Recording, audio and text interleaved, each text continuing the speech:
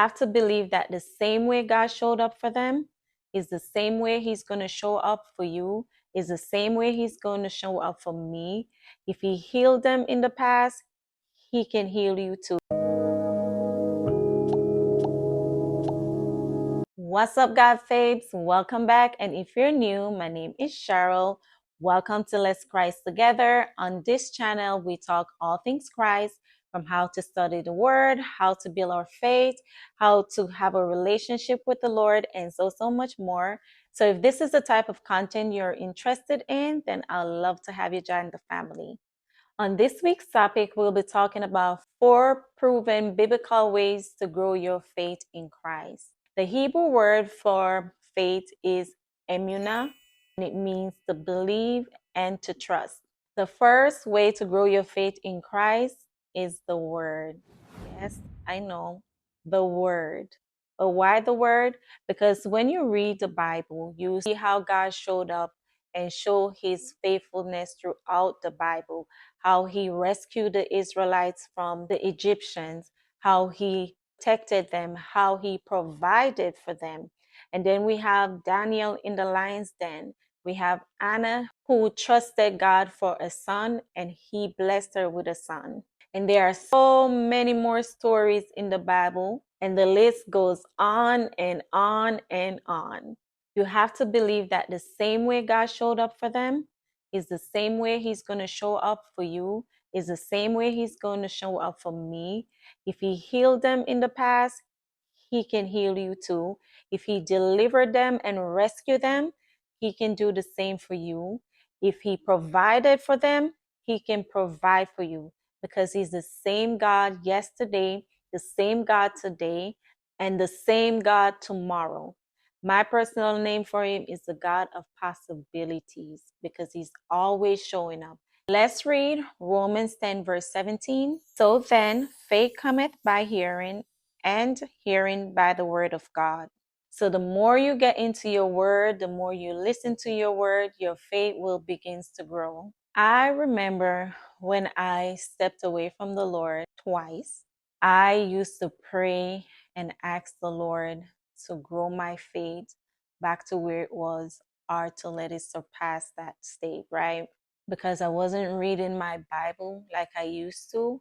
I wasn't studying the word like I used to. I didn't have a close, intimate relationship with the Lord like I used to. But when I returned back to the Lord, one evening I got home from church and I was laying in bed, went on Instagram, and I saw this preacher talking about how one angel took out 185,000 Assyrian soldiers. Not 100, not 185,000 one night. So I went into the Bible and I found the scriptures, because that's something you guys need to do as well.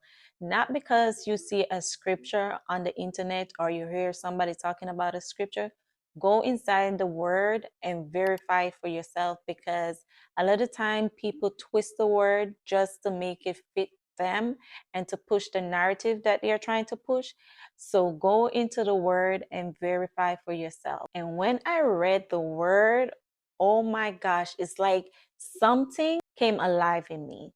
My faith went from 20 to 90% instantly, because the way how I received that word was, if the Lord can use one single angel, not 2, not 3, but one single angel to destroy 185,000 soldiers, what are my enemies before God?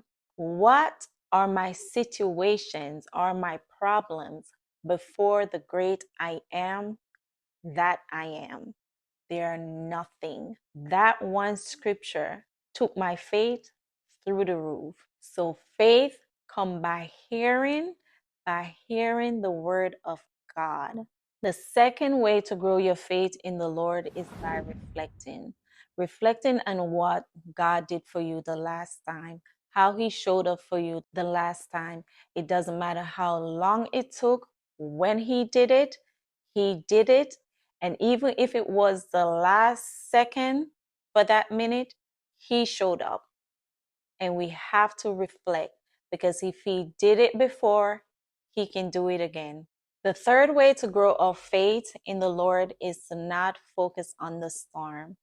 I know sometimes we get weary, as we should, because we're human beings, but do not focus on the storm. Because when we start to focus on the storm, we start to lose sight of Christ, right? We start to stress ourselves about the problems, the situation, and that's what the enemy wants. We no longer see Christ, all we see is the problems, worrying about how we're going to fix the situation, not how God can fix it for us, not how God can deliver us. No, all we see is the problem. And when we start to focus on the problem, that's when the loss of faith will come in. That's when doubt will creep in. No more Christ, just doubt, doubt, doubt, and losing focus on the Lord. Matthew 14, verse 28 to 31 reads, "And Peter answered and said, Lord, if it be thou, bid me to come unto thee on the water. And he said, Come. And Peter was come down out of the ship. He walked on the water to go to Jesus. But when he saw the wind boisterous, he was afraid and began to sink. He cried, saying, Lord, save me. And immediately Jesus stretched forth his hand and catch him, and said unto him, How thou of little faith, wherefore didst thou doubt? Peter lost sight of the Lord, right? He started focusing on the storm, he started focusing on the wind, and he began to sink. And when he thought his life was going to be over, he remembered the one who can rescue him. And the Lord went and rescued him immediately. But not because he rescued him, he didn't rebuke him. He rebuked him right away. Why did you doubt? You have little faith. Why did you doubt? Why did you take your eyes off me? Why you started focusing on the wind? Why did you doubt? And it's the same thing that happens to you and I. We cannot doubt. We cannot lose sight of the Lord, even when we are going through our struggles, even when we are going through the hardest situation. And I know it's hard sometimes to even pray. I know that. But it's in times like those that we need to rely on the Lord. So, the fourth and final way to grow our faith in the Lord is to not be like the Israelites. The Israelites had a chance to see how God moved in miraculous ways up front. He sent plagues, multiple plagues. He did so many wonders while they were in Egypt.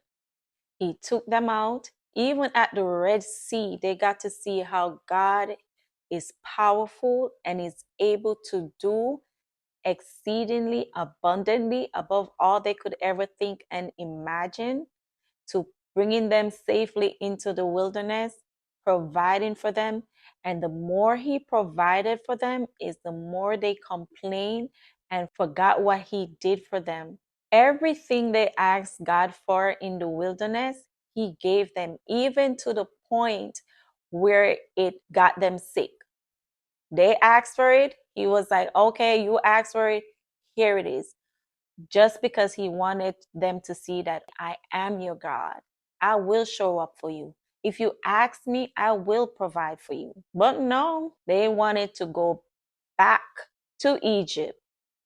Every single chance they got, they complained and say, why would God take them out of Egypt? They want to go back to Egypt to be slave. Can you imagine that?